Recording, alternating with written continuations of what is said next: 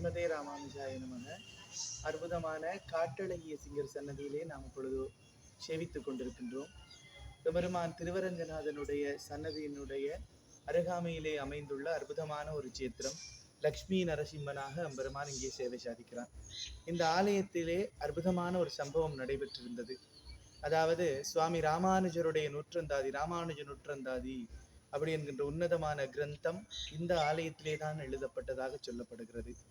அதாவது ஸ்ரீரங்கநாதனுடைய கட்டளைப்படி திருவரங்கத்தமுதனார் இந்த இடத்தில் இருந்து கொண்டுதான், இந்த ஆலயத்திலே இருந்து கொண்டுதான் எம்பெருமானாருடைய வைபவத்தை விளக்குகின்ற ராமானுஜ நூற்றந்தாதி என்ற இலக்கியத்தை நமக்கு கொடுத்தார்.